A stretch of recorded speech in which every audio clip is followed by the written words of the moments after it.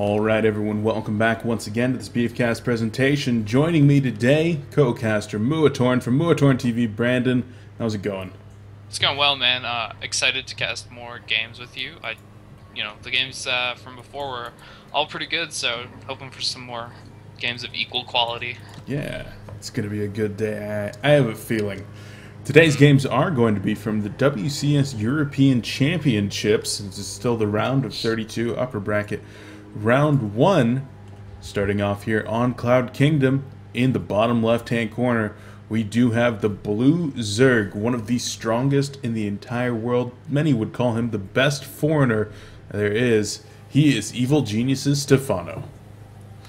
His opponent, up in the top right corner, a teammate of mouzMono, who we casted yesterday. He is mouzCCHasuObs.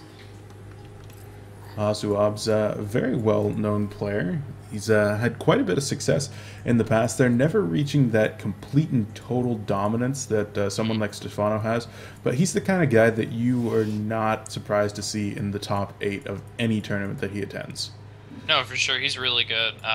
He's never actually won big tournaments, but he's always, like you said, he's always a contender to get pretty far in, so definitely a great player. Yeah, most certainly. So we are here on Cloud Kingdom. Very much so a map that I think Protosses are comfortable in this matchup. Would you agree with me? I would. There's just a lot of really crafty things you can do on this map. That Sentry Immortal All-In is so strong here. So many good chokes to fight in, and it's easy to take a third. It's awesome, man. It's good for Protoss. Yeah, Protoss, they do certainly love those chokes. Like you said, that Sentry Immortal All-In. Very possible that we could see that coming here. Very nice job there by Stephano, able to get that hatchery down. A little bit of missed micro there by Hasu's probe, not able to get that block for a little bit longer. And back home, he has followed this up with a Forge first instead of a Nexus first. Yeah, I think he saw the 15 pool and just thought, you know what, I'm going to be extra safe here against Stephano, who is, known to have some crafty builds. So he decided to just go Forge first. Generally, I would actually go at Nexus first in this position. You don't really need the Forge because the cannon gets out in time, and even if it's not out in time to block the lings, like the 4 lings that are made, you can just build a pylon to block it off until it's finished. So yeah, there's actually a cannon before gate as well, so Hasu looking to play very defensive right now, which is kind of odd because he still had a probe on his opponent's natural ramp. So he was able to see that there weren't any lings making their way out across the map, so that's definitely a little bit strange to me. Yeah, I don't know. He's known to be like a really safe player, so this kind of makes sense.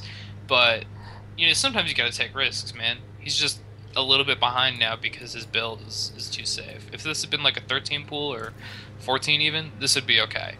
But on 15, you want to get your economy out a little quicker. Definitely agree there. And the probe was able to spot that third hatchery coming down from Stephano, so Hasu's now going to be very comfortable that there's not any kind of a 2-base all-in coming in right here, and this is most likely going to be a completely standard game for at least the next couple of minutes. Yeah, a bunch of drones just made by Stephano, so he's obviously not going to, do a weird kind of all-in with roaches or something, just with the third for macro purposes. It's not something you ever see, really, but I guess in Diamond it happens. It's true. And I'd like to commend Stephano here a little bit on his Overlord positioning. He does have one and even a couple of Zerglings there at the front, monitoring what's happening at that front, seeing what's going to come out of the gateway, and being able to see that there is not +1 spinning right now. So that's going to give him a little bit of information that there's not going to be any super early +1 timings. Yeah, he's even got a laying over in the third now, so you can't, Hasu won't be able to send a probe out through there to get it out.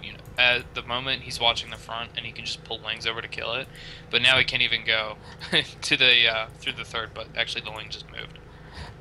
Yeah, definitely. The first zealot on the map now, forcing a Zergling off of that Xel'Naga Watchtower to reclaim a little bit of that map control that Stephano has been showing us that he's pretty damn good at. And we do have Overlord moving in here at the main, going to try to spot out any kind of tech, additional gateways, and most importantly, checking that gas count. Even the Overlord over at the natural now, making its way to check those geysers, but a Stalker has already met the Overlord in the main, so that's going to fall before it does scout the Robo over here in the safe position. Actually... Yeah, those gateways were not placed at a very good time. This kind of looks like it might be... It's going to be either like an Immortal Expand, or he's going to do that all in. He's gone up to 4 gates, which kind of makes me lean towards the expansion. He could still turn on 3 more and just go all in with a bunch of sentries. Really have to see. He's also getting +1s. That kind of, I don't know, you get that with either way, so that's not really saying much. Yeah, it's just really unfortunate there for Hasu that those gateways were spotted by that Overlord. I guess, I mean, you have that pylon over there. That's where you want to place those, but he needed that Stalker to kill that Overlord before he dropped those gateways, unless he was trying to feign aggression, because right now he's only taking his gateway count up to 4, and it's looking like he's going to expand. Yeah, the expansion coming off. So that could have been feigned gateway aggression to try to make his opponent build more units and play defensive, which is what's happening, as Spore Crawlers are going down at home for Stephano. Seeing 4 gases, knows that DTs are a possibility. Yeah, that's a possibility, but Stephano actually only saw 1 gateway, and having 4 gates at that point is like standard macros. So if he'd shown like all 4 going down, then I would say that's what he was trying to do. But I think just showing like the 1 isn't really saying much. It's just kind of saying to Stephano, this isn't a Stargate. Definitely, and Stephano's starting to move across the map with some of these Lings right now. Ling speed has completed right here, and he's going to be able to poke up in there, does verify that there is a 3rd, and even forces out a force field here from one of those sentries. Lots of sentries making their way onto the field, 5 in total right now, but they're all relatively low on energy. Yep, and he's going to keep making them. I mean, Protosses now just go up to 8 sentries at least. You know, you can do it with 6, but if you can afford the sentries, you should make them. They're just so good early game, and they don't lose their usefulness too much, especially in this matchup if your opponent's got lots of Roaches or something. Apparently, Stephano doesn't want some of his Lings, so he's going to lose those for free, and this other attack here in the 3rd won't really do much either. He's going to force a cancel on that Assimilator, though. That's yeah, he traded a bunch of Lings for it. I don't know if that's worth it. I don't necessarily know either, but at this point, Stephano's economy is huge, all the way up at 78 drones. He's making 9 more. Yeah, so he's going to be going way, way up on drones while he's getting that 4th base down. He's going to turn some of these drones into spine crawls, try to get some protection here on that 4th, while his opponent drops a 2nd Robo and a robotic support base. So we're going to be seeing that Colossus tech come out here pretty soon. Yeah, I don't know why he's got 2 Robo. It's kind of confusing. You can, like, maybe he wants to go up to 4 really quick and just do an attack. But for the most part, I mean, waiting for 3 Colossi isn't a huge deal as long as your opponent can't get to Broodlords. You definitely can do timings like this. They're just more of a reaction to things like you've gone a lot of Roaches. But that's not really what Stephano's done here. I don't think Hasu's seen the Spire. No. Yeah, actually, he has seen the Spire, so this is really confusing. Yeah, the Spire coming down right there. Worth noting that there is no Hive out yet, so it's kind of interesting that Stephano has dropped that Spire relatively early. He could be using that to go ahead and get upgraded started early, but without that Hive, he's not going to be able to morph into a Greater Spire, and he's already moving out onto the map now with Roaches, Lings, and Infestors. Pathogen Glands are going to be finishing up just as those Infestors do pop. And the Hive finally starting here, so it could have been a little bit of a misplay there. Stephano might have intended to start that Hive earlier. If we don't see any Lings or Corruptors at this point, that could be indicative of that mistake. But having that Hive out is also very good to be able to stop any kind of Colossus push with just a few Corruptors. So that also could have been what Stephano does. Sometimes you do see that blind 12-minute Spire timing coming out. And 6 Corruptors added in right there. Yeah, it definitely could be it. Stephano does like to play safe, as he is a Zerg player, and that's pretty much what they do. You either cheese or you play really safe. It's kind of like the only options. You know, looking at HasuObs' army, like, it's small right now. But that is because he's already got 2 Colossi out, and he's got 2 more on the way right now. So when these 4 Colossi pop out, and there's only 6 Corruptors, that could just... I mean, the attack could be unstoppable if Hasu can produce enough gateway units to support those units. I don't really know if he will be able to. He's only got 6 gates from what I see here. Yeah, we do have... oh no, he's just made a bunch. Warp Prism Speed coming out right now, or is that correct? Yeah, Warp Prism Speed. I'm starting to learn those names. Gravitic Drive and Gravitic Boosters. One of these days, I'm gonna have that down. I look at the icon and then I know what it is. Okay. I know that the I didn't even know the name of the observer one, to be honest. I didn't know it had gravitic in the name, so I never bothered to check because it's not something that comes up very often, and it's like you just hit the button for it anyway. Yeah. This attack is really big. Like these lings coming in here and flanking on these colossi is huge. These force fields have been really nice keeping the roaches away, but these armies just gonna get crushed. Yeah, there's simply too much Zerg right here. The Corruptors making their way in and taking out every single one of these Colossi. There were good Fungals going down, a good amount of infested Terran coming down right here, and the Zerg had a good flank with those Zerglings in the back. Every one of the Colossi that was in that ball there is taken out, and Hasu back down to only 115 supply right now. Stephano on a full 4-base economy. Greater Spire going to be finished up in about 30 seconds right now, and he's got the money to completely max out on a Broodlord Infestor army. Yeah, I didn't notice this before, but Hasu actually like stopped upgrading. He's only +1 right now. He's almost got +2 done, but you should be at like +3 at least by now, if when you're moving out that kind of army. So that really hurt. And like I was saying, like he just didn't have the gateway base to defend, especially with that link, like the ring flank. Sorry, he just didn't have the force fields or zealots or anything to stop those links from just killing all his colossi.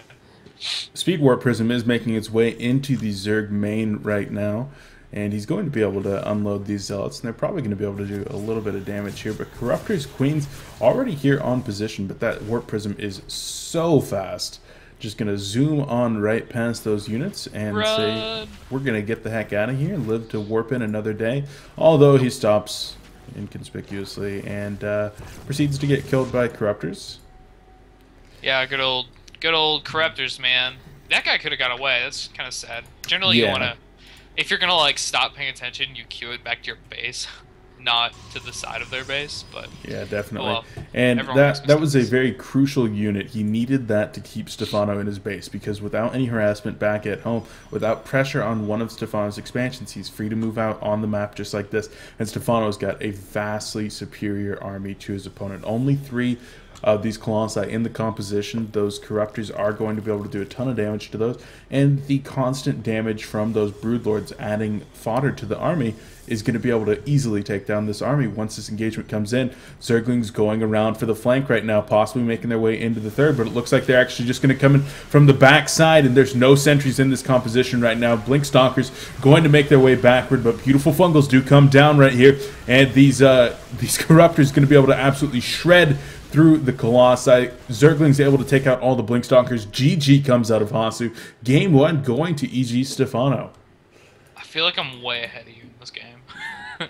I was done, and then you started casting the fight. Oh, wow.